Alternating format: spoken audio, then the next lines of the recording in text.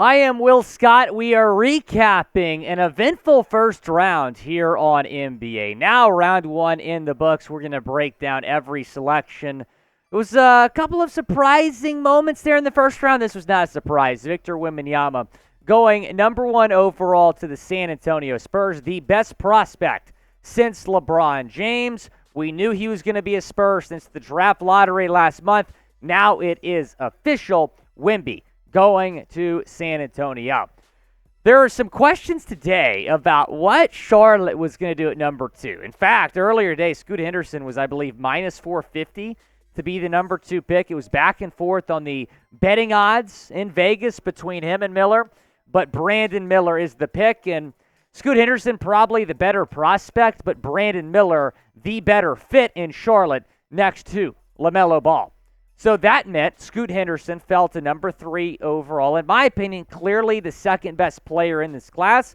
So Portland thrilled to be able to land him at number 3. The big question now, what are they going to do with Damian Lillard? Shams Charania just saying that when you're talking about Damian Lillard, this is a timeline that could go a couple of weeks.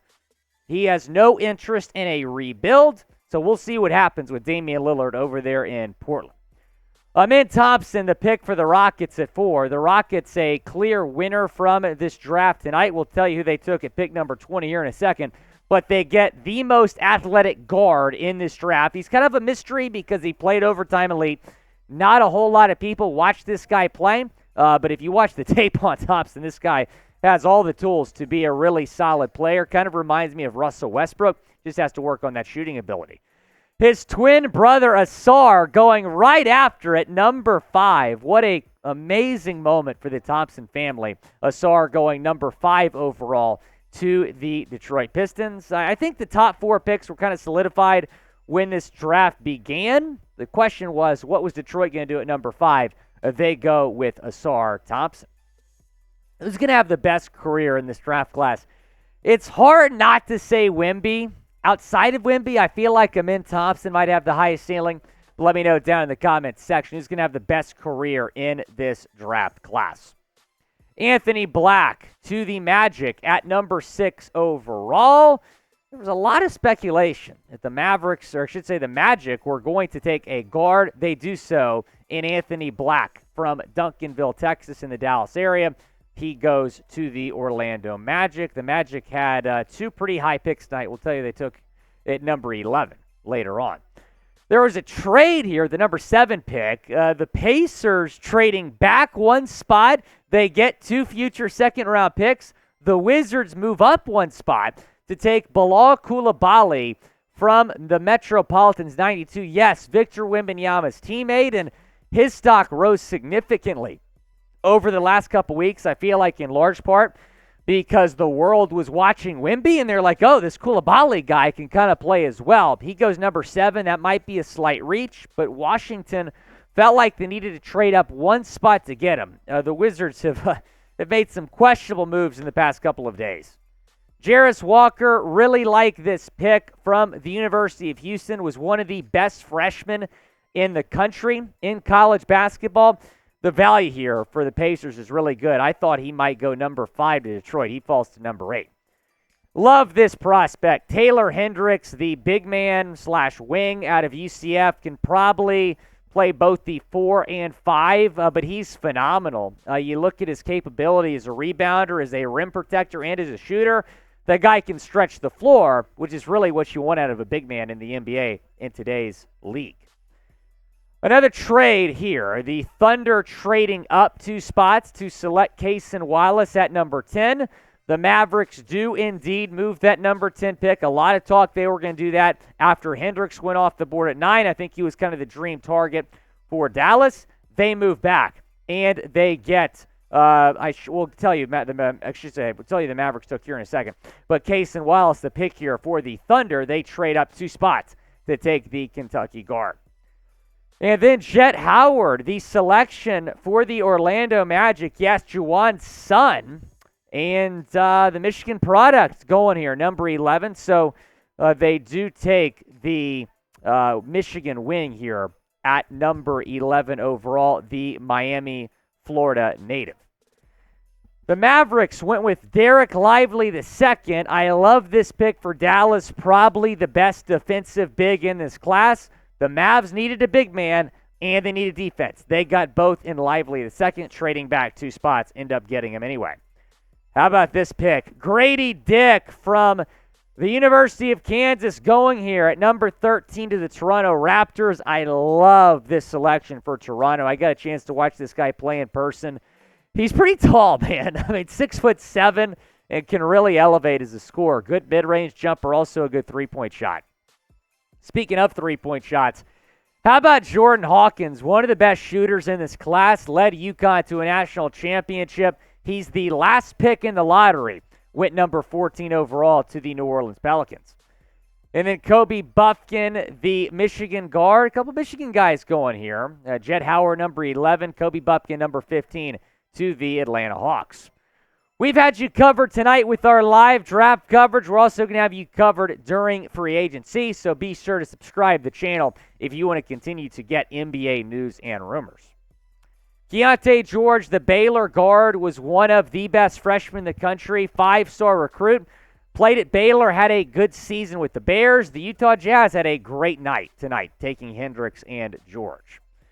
Jalen Hood-Schifino, the guard from Indiana, going to the Lakers. The Lakers probably pretty close to trading back, but Schifino, the value there at 17, too good to pass up.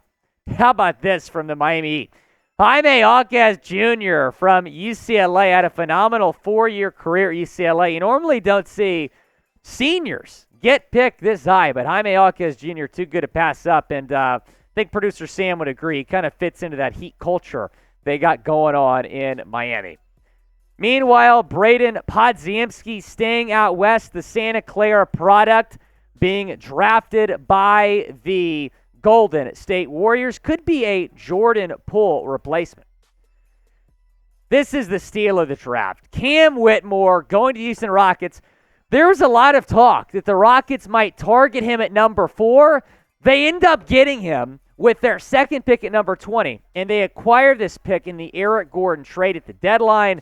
This is an absolute steal. Steal of the draft, getting Cam Whitmore here at 20. Now, there were some medical concerns. Maybe that's why he fell at number 20, but still, the value here for the Rockets is phenomenal. The 7th-ranked prospect by Nick Roloff falls all the way to number 20. The Rockets and the Mavs, I look at those two teams as kind of the clear winners so far tonight. And then Noah Clowney, the big man from Alabama, there was a lot of talk about where he was going to go. Maybe he falls out of the first round. Maybe he is kind of a sleeper to be selected in the lottery. He goes here at number 21, basically right where Nick Roloff had him slotted as the 20th overall prospect. He goes to the Nets. The Nets had back-to-back picks. With that second selection, they take Dariq Whitehead, the wing from Duke, and then Chris Murray.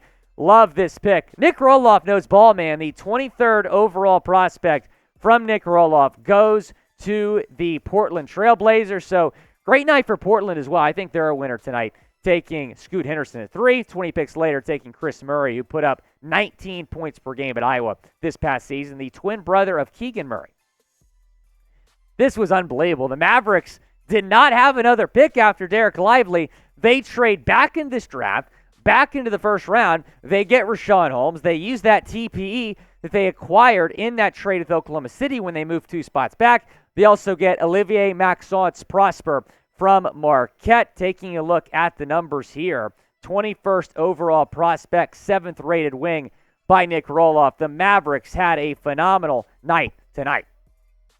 And then Marcus Sasser here, the guard from Houston. Some people might say this was a reach. He was supposed to be a second-round guy. I disagree, man. This guy is a proven winner. I think he fits what they're trying to do in Detroit pretty well. Now, the Pistons originally did not have this pick. They traded up with the Celtics. The Celtics acquired this pick in the Kristaps Porzingis Marcus Smart trade yesterday.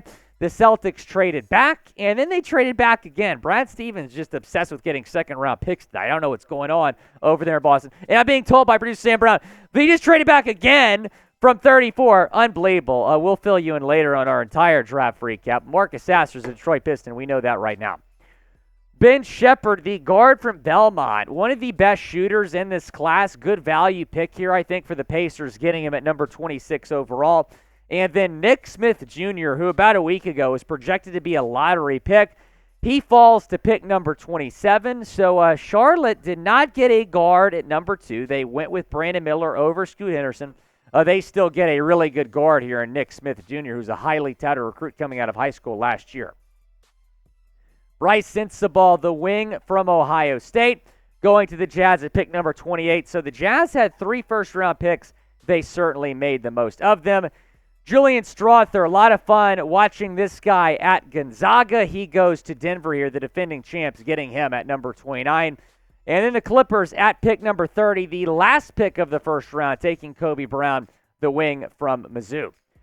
Biggest winner in the draft so far, let me know down in the comments section. I would say either the Houston Rockets or the Dallas Mavericks. And it's hard not to say the Spurs because they got Victor Wembanyama in San Antonio.